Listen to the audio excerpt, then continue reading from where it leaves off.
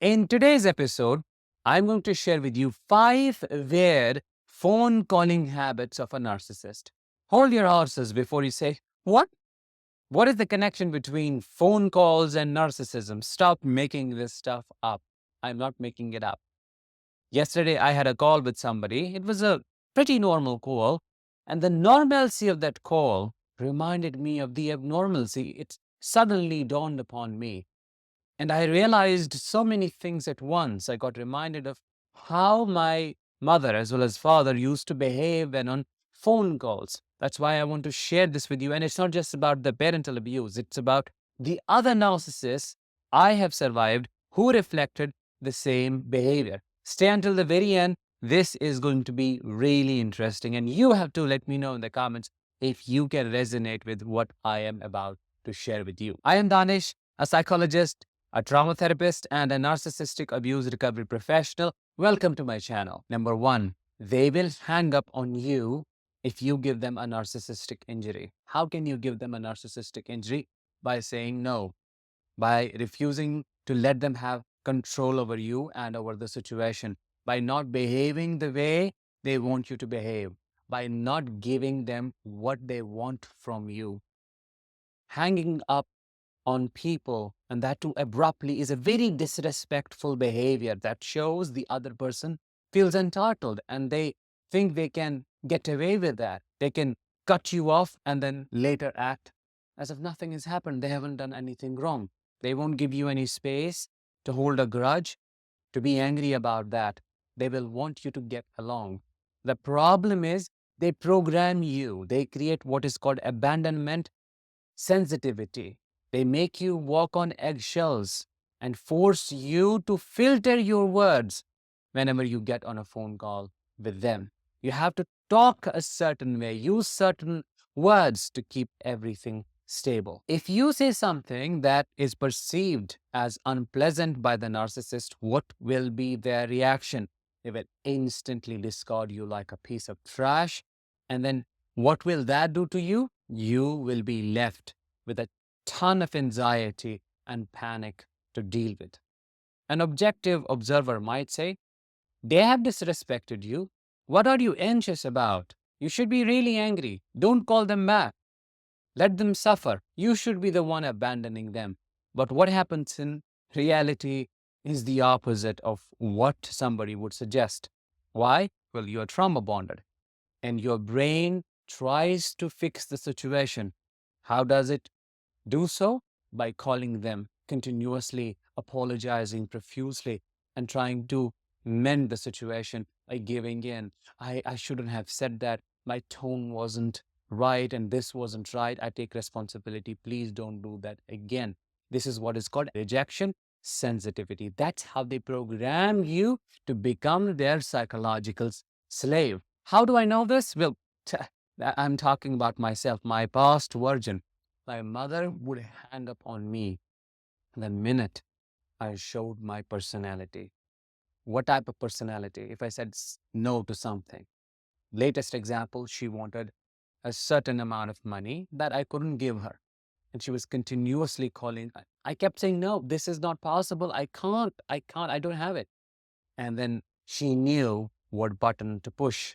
She had trained me that way to be really sensitive to her abandonment. And then the last call, she hung up. What did that leave me with? Debilitating anxiety. How did I react? I gave in. I gave all my savings. And that is how I was able to please her. This is what is called a people pleasing trauma response. Then we wonder does it come from? This is where it comes from. So that's their behavior, hanging up on you. Number two, this is the most annoying behavior a narcissist displays, in my opinion. They make weird noises, talk to somebody else, get distracted easily, watch reels, listen to music when talking to you, especially when it's your turn to talk. They don't like to listen. They don't have patience for any of that. If it is not about them, it doesn't bother them. It's none of their concern. Overt or covert narcissists, they display the same behavior. Sometimes that distraction will be obvious, as if telling you, I am annoyed, just go away. I don't want to talk to you. They'll play music intentionally to make you hear it so that you know you are not welcome here. Lose interest, and then later, after 10, 20 minutes, come back to you. Oh, I apologize. I forgot we were on a call. This is what is called neglect through a phone call. They neglect you when they know you need them the most. When you are going through something difficult and you need to talk to somebody about it, they'll put their phone aside and you'll be talking to yourself, and then you'll ask, they won't remember anything at all. If you point out that as an issue, you will be called the crazy one. See, this is how clingy you are. This is how crazy you are. You don't give me space to breathe. This is why I don't want to talk to you. And they'll hang up. Before I move to number 3, here is a very short announcement about a webinar that I am doing on August 31st and September. The topic will be how to release and heal grief after narcissistic abuse in 5 practical steps. If you want to reserve your spot at an early bird price, click the I button above or the link in the description of this episode. Number 3, they make ghostly appearances. They suddenly appear on a call. You may not be talking to them directly. You're talking to somebody who is in the same environment. You know the narcissist is around. The narcissist will drop their appearance, will disappear, and then 2 possibilities: will disappear at the same time or will take over the phone call and you will be forced to face them. You will be forced to talk to them.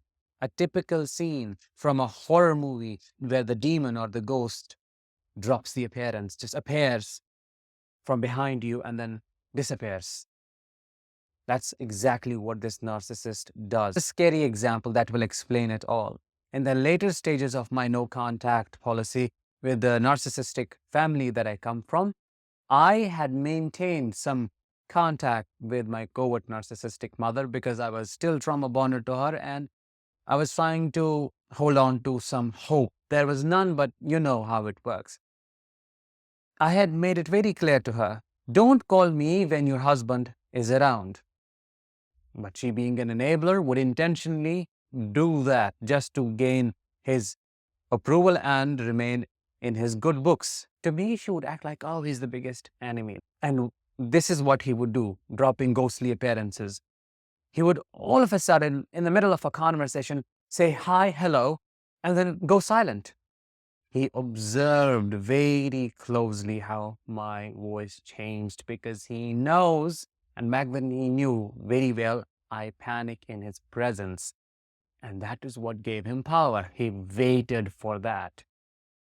And that is what he rejoiced in. I still have control over him. See, still he flinches. See, still it bothers him.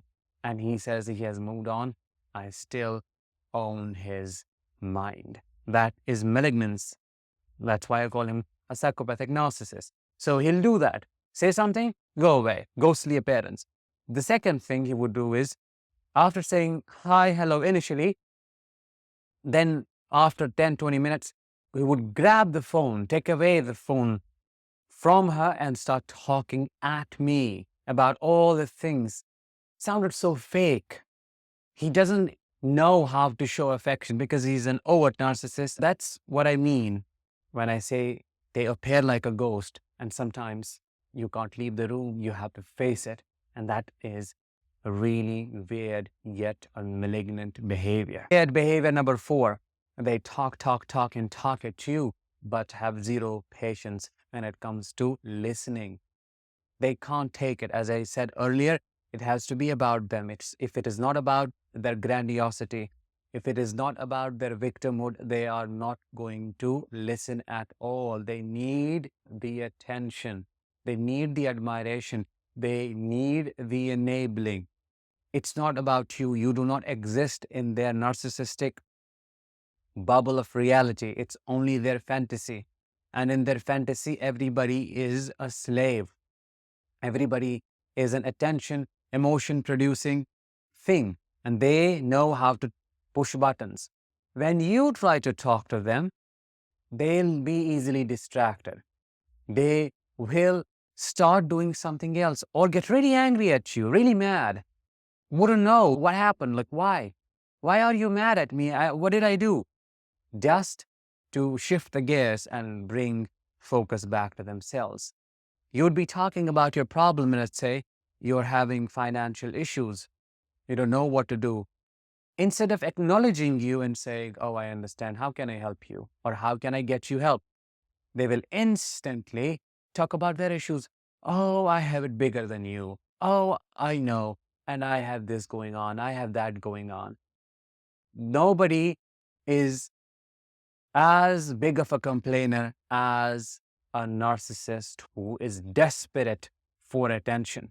They will keep complaining, and then the purpose of the call will be lost. The purpose was to get some support. That's why you called them. Maybe it's your mother, maybe it's your partner. And at the end of the call, you will find yourself consoling them. See, this is how it works. You will be trying to say, oh, everything is going to be okay, and you won't know how that happened. This is exactly how they take control back. Number 5, and the weirdest behavior, they will obsessively call you, message you when they know you are on a super important office or work related call, or you are in a meeting. When they know you won't be able to attend their call, they do it intentionally to demonize you. Instantly, they will blame you for cheating on them. Who are you talking to? Who is this person? Why are you taking so much time to respond to me or take my call? What's wrong with you? I knew you would do this to me. That's how paranoid and anxious they are. How can somebody come to a conclusion like that very quickly? You're cheating on me. Well, a narcissist can, because that's who they are. They feel abandoned. They can't feel abandoned. You need to remember that. If they feel they're losing control, they will go crazy and they will display this type of behavior. They'll call you incessantly until you say, what's wrong? What's going on? You know I am in the meeting. And then they'll rage at you. The second manifestation of the same weird behavior, when it comes to you trying to call them about something that's really important, they won't attend your call at all. They will like it. They like to see your name displaying on the screen again and again. 10 missed calls, 20 missed calls. Oh, wow.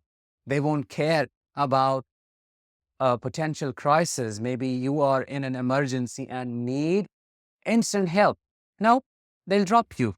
At the last moment, they'll get on a call and start talking to somebody who could be a potential supply, a new girlfriend, a new boyfriend, somebody else, maybe their own sister. So that was number 5. Let me know which one of these phone calling behaviors have you personally experienced and how have they impacted you.